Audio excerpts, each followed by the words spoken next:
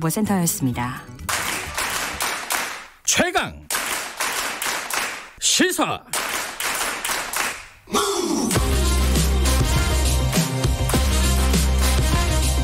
지금 여러분께서는 김경래 기자의 최강 시사를 듣고 계십니다. 네, 김경래 최강 시사 듣고 계십니다. 검찰 얘기 좀 해보겠습니다. 어제 청와대 선거 개입 의혹 관련해가지고 하명수사 의혹이라고도 하고요. 13명을 기소를 했습니다. 검찰이요. 그중에 청와대 전 비서관, 수석 뭐 다수 포함돼 있고요. 최근에 이제 검찰과 법무부 간의 갈등 관계 이 부분도 심상치 않게 계속 돌아가고 있는 현재 진행형이고요. 관련된 상황을 어떻게 지켜보고 있는지 오늘은 전 대구 고검장이죠. 그러니까 검사 출신입니다. 그리고 지금은 교수시고요. 소병철 순천대 석좌 교수 모시고 얘기 나눠보겠습니다. 이번에 총선에 더불어민주당에서 출마하기로 선언을 하신 분입니다. 안녕하십니까? 안녕하십니까? 네. 오늘 이 귀한 자리에 불러주셔서 감사합니다. 아니요, 저 청취자분들한테 뭐 좋은 말씀 해주시기를 기대하고요. 네. 일단은 이게 전 검사로서 말씀을 하시는 부분도 있을 것이고, 네, 네. 그죠? 지금 그렇습니다. 이제 정치를 선언을 하신 거니까요. 총선 네, 출마자로. 네, 네. 더불어민주당 입장에서 말씀하시는 부분도 분명히 있을 것 같아요. 네, 그리고 네. 제가 그만두고 나와서 6년 동안 네. 이제 제가 한 300회 이상 쉬어보진 않았습니다만 3, 네. 400회 강의를 하면서 많은 분들을 일반 자연인으로서 만났습니다. 거기에서 그분들이 검찰에 대해서 말씀하는 내용 이런 것을 귀담아 들었었습니다. 네. 그래서 방금 진행자께서 말씀하신 그 네. 부분에 그것도 한 요소가 들어가 있습니다. 그러니까 또 청취자분들을 위해서 간단하게 설명을 드리면은 참여정부 시절에 청와대 파견 가 계셨었죠? 아니요. 청와대 아닌가요? 파견 아니고 법무부 정책기획단장으로 네. 그 법무검찰 그 개혁 청사진 을 그때 이제 그러니까 만드는 당시에 실무였습니다. 예, 검찰 개혁에 대한 밑그림을 그리는데 실무로 참여하셨던 부분도 있고 최근에 여러 가지 검찰과 법무부 간의 갈등 그리고 뭐 그 전에도 사실은 이제 검찰의 뭐 조국 전 장관 수사 관련된 여러 가지 사회적인 논란들이 있었습니다. 네. 검찰 간부를 지내신 입장이고 사실 검찰 개혁에 대해서 뭐 꾸준히 얘기를 하셨던 분 입장에서 이번 사태를 이 일련의 사태 이 연장선 아니겠습니까? 네네. 어떻게 보고 계신지 좀 총론적으로 한번 들어보고 싶긴 해요. 네네. 제가 이제 그 총선 출마자의 입장보다는 네. 검사였지만 그러나 일반 자연인으로서 국민들의 들었던 목소리 네. 이 부분에서 시작을 해서 말씀을 드리겠습니다. 아침에 제가 여기 오는데 택시를 탔었습니다. 네. 택시 사장님이 방송 출연하냐고 해서 그렇다고 했더니 무슨 일이냐고 해서 검찰개혁 때문이라고 말씀했습니다. 예. 어떻게 생각하십니까 했더니 이분이 첫 대목이 검찰 개혁해야 된다고 생각합니다. 이렇게 말씀하시더라고요. 네. 제가 일부러 신용카드를 썼습니다. 네. 그분이 어머니 이거 듣고 있을지도 모르겠어요. 네. 지금 검찰을 개혁해야 된다고 하는 것은 국민들이 거의 공통된 의견인 것 같습니다. 네. 그러나 이것을 어떻게 검찰을 개혁할 것인가 여러 가지 강론이 있을 수 있지 않습니까? 네. 제일 중요한 것은 제가 밖에서 들은 이야기는 몇 가지로 요약을 해볼 수 있습니다. 첫째는 방금 그분 말씀 중에 그런 게 있었어요. 택시기사분이요? 네. 예. 검찰의 권한이 너무 셉디다. 이거 하나. 네. 그다음에 검찰의 사건 처리에 관련해서 정치적 중립성에 대해서 염려하는 목소리. 그리고 결론은 아까 말씀드린 검찰을 개혁해야 한다. 네. 이런 건데 사실 제가 오히려 검사 입장에서 가장 뼈아프게 생각했던 건 뭐냐면은 제가 이제 중소기업 하시는 분들을 많이 강의를 했습니다. 네. 그분들이 검찰이 무섭습니다. 그런 이야기를 많이 하셔요. 저로서는 참 가슴 아팠던 게 억울한 일이 있으면 검찰 가면은 밝혀지리라고 생각합니다. 믿습니다. 이런 소리를 듣고 싶죠, 사실. 네. 그래서 지금 검찰 개혁에 대해서 진행자께서 말씀하시는 부분, 검찰 개혁의 총론에 대해서는 국민들이 다 동의하는데 어떤 방식으로 어떻게 개혁할 것인가에 대해서는 지금 치열한 논쟁이 벌어지고 있는 겁니다. 네. 다만 저희들이 변화를 추구하려고 하면 진통에 따를 수밖에 없습니다. 네. 그래서 이 진통을 지혜롭게 잘 저희들이 갈등을 봉합하고 네. 현실에 안주하지 않고 앞으로 나아가야 된다. 네. 이것을 총론적으로 말씀드릴 수 있겠습니다. 지금 이제 검찰 개혁의 어떤 큰 그림이라든가 남은 과제들 이건 뒤에 좀 여쭤보고요. 네네네. 현안부터 좀 여쭤볼게요. 네. 의견을 좀 듣고 싶어서 이제 여쭤보는 건데요. 네, 좀 네. 불편할 수도 있을 것 같습니다. 왜냐하면 검찰에 후배들도 많으시고. 네, 아는 범위 내에서 제가 예. 이제 말씀 얼마든지 드릴 수 있습니다. 가장 최근의 일부터 여쭤보면은 청와대 관계자를 비롯해서 13명을 기소를 했습니다. 어제. 네, 네.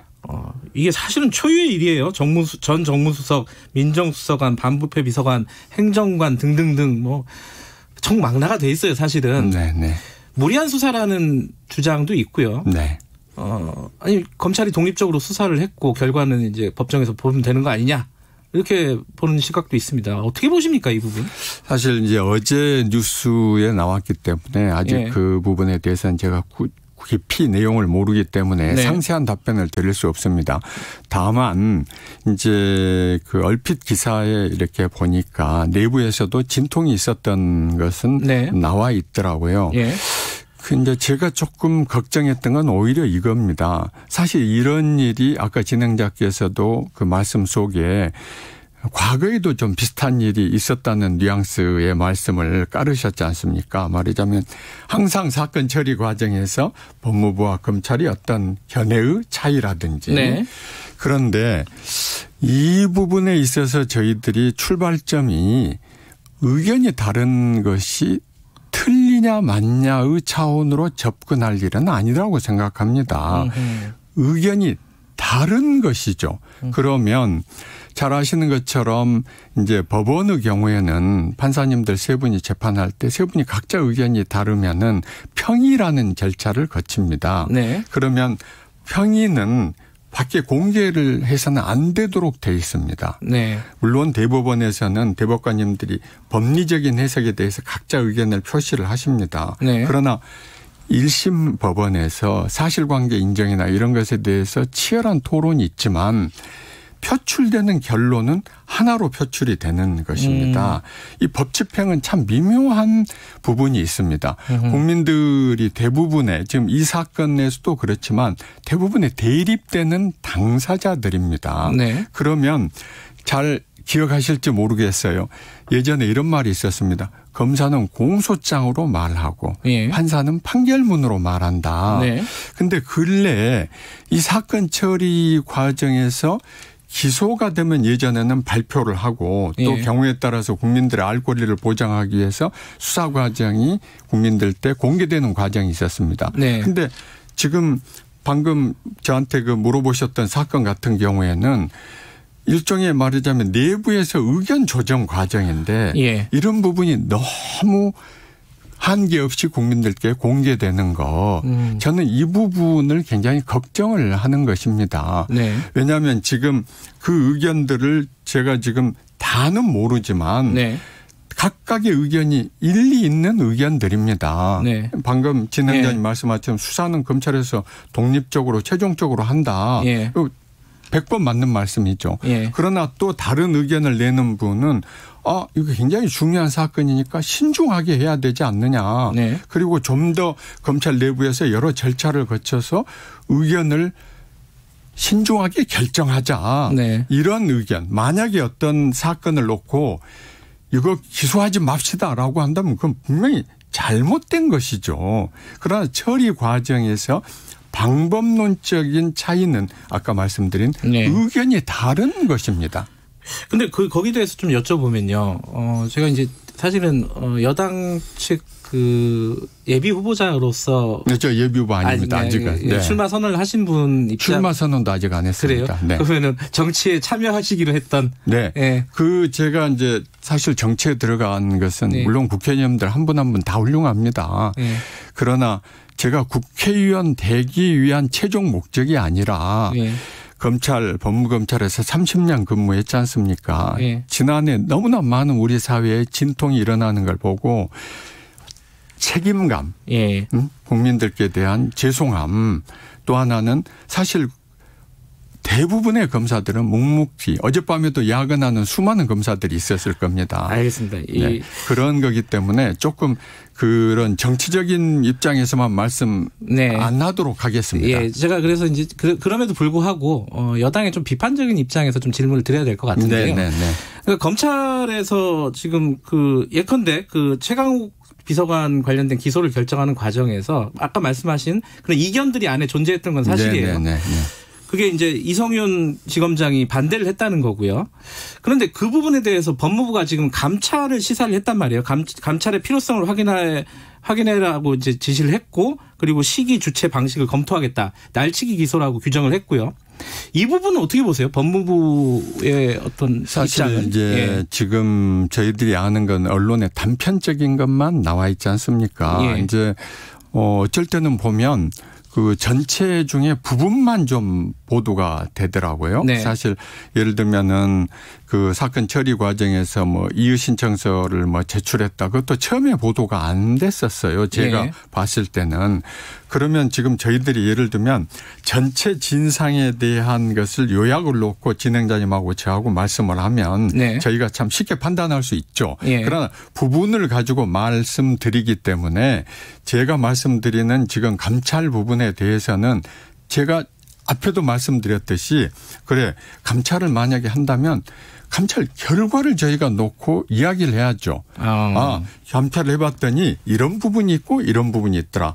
그래서 감찰을 했더니 법률상 문제가 없더라. 그러면 또 그것에 대해서 이제 평가를 할 수 있겠죠. 알겠습니다. 지금 이 부분이 제가 참 안타깝게 생각하는 겁니다. 예. 그러다 보니까 국민들도 여론이 갈리고 과정 하나하나에 대해서 너무 논쟁을 벌이는 것은 소모적이다. 네네. 예. 소모적이라기보다는 법 집행은 그렇게 해서는 안 된다는 것입니다. 근데 이제 지금 결론이 나온 걸 그럼 여쭤보면요. 인사는 지금 다 결론이 난 거 아닙니까? 네. 인사에 대해서 예컨대 정의도 부장검사 같은 경우에는 이거 가짜 검찰 개혁이다 이렇게 얘기를 했어요. 내부 게시판에. 그러니까 한마디로 말해서 검찰이 그런 시각이 있지 않습니까? 윤석열 총장의 손발을 다 자르는 인사다. 이 부분에 대해서는 어떻게 평가하십니까? 우리 그 후배님이 이제 어떤 충정에서 네. 그런 말씀을 하셨겠죠. 그러나 또 검찰 내에 다른 의견을 갖는 분도 있을 겁니다. 네. 제가 추정컨대. 네. 왜냐하면은 지난번 인사에 대해서 이제 인사 후에 논란이 있었던 건 사실입니다. 네. 그러나 저도 이제 인사 실무자로서 과거에 인사를 해보면 네. 인사 과정에서 실망하는 후배님들도 있고 또 기분이 좋은 후배님도 있습니다. 네. 문제는 뭐냐면 인사는 그게 최종적인 게 아닙니다. 인사 원칙에 보면 저도 모를 정도의 원칙이 많습니다. 네. 이번에는 제가 그 인사에 대해서 지금 다른 의견도 있지만 소개를 안 하신 의견도 말씀을 드리면 네. 검찰의 대부분의 인력은 형사공판부입니다. 네. 형사공판부는 그러나 인사에서 항상 소외감을 느꼈었었죠. 예. 이번에는 굉장히 그 부분을 주안점을 두셨더라고요. 네. 그래서 그런 부분을 종합적으로 평가를 해야 되는 건데 예. 어떤 의견이 있으면 사실 이제 제가 예전 비화를 하나 털어드리면 저도 검찰에 있을 때 인사 관련해서 많은 편지를 썼습니다. 네. 내부적으로. 무슨 이야기냐. 밖으로 그게 표출되면 국민들은 그것이 점체인 줄 알고 판단을 하게 됩니다. 네. 그게 안타까운 겁니다. 예. 그것도 하나 여쭤봐야 될 것 같아요. 그 다른 인터뷰에서 제가 소 교수님께서 과거에 그러니까 윤석열 총장이 임명될 때 했던 인사가 특수부 인사들이 약진한 인사 아니었습니까? 그 인사를 좀 정상화하는 인사였다 이번에 그런 식으로 표현을 하셨는데 그런 취지로. 근데 그 인사도 문재인 정부가 한 거잖아요. 이 반론에 대해서는 어떻게 생각하세요? 방금 지금 표현하신 내용 중에 이제 제가 말씀드린 취지와는 약간 좀 다른 그런가요? 취지 말씀. 예, 말씀해 우선 주세요. 이제 뭐 예. 손발을 자른다든지 약진 이 표현은 드린 적이 없고요. 예. 저는 그 정상화라는 표현도 조금 이상합니다. 저는 네. 균형을 잡는 인사다. 균형을 잡는 인사다. 예. 형사공판부가 상대적으로 소외되었는데 네. 그분들이 중요한 보직에 일부 옮겨갔기 때문에 네. 그렇게 말씀을 드렸었습니다. 네. 그런데 지난번 인사의 경로를 제가 알지는 못합니다. 네. 다만 이게 이제 전제를 제가 미리 말씀드리는 것은 법무검찰 주변에 떠도는 이야기로는 네.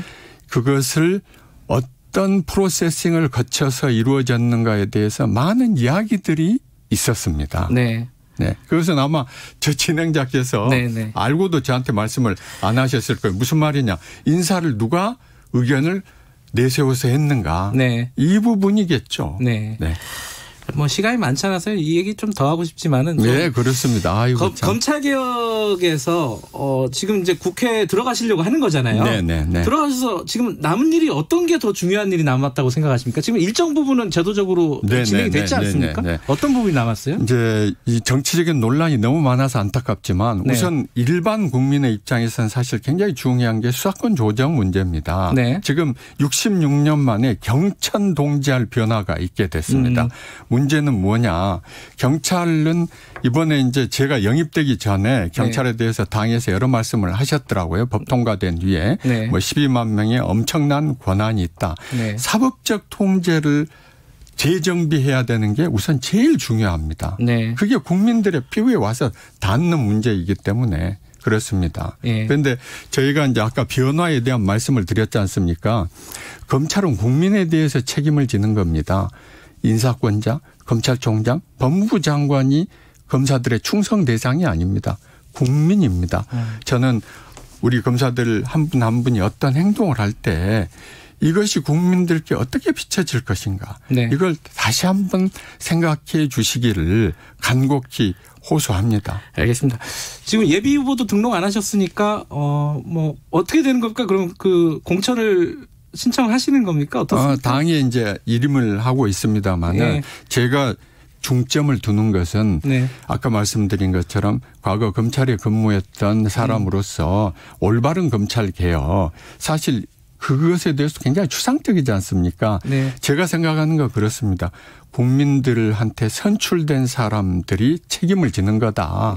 이 정부가 대선 공약으로 내세웠던 게 검찰 개혁이고 수사권 조정이고 공수처 설치였지 않습니까? 그럼 국민들한테 약속을 지켜야죠.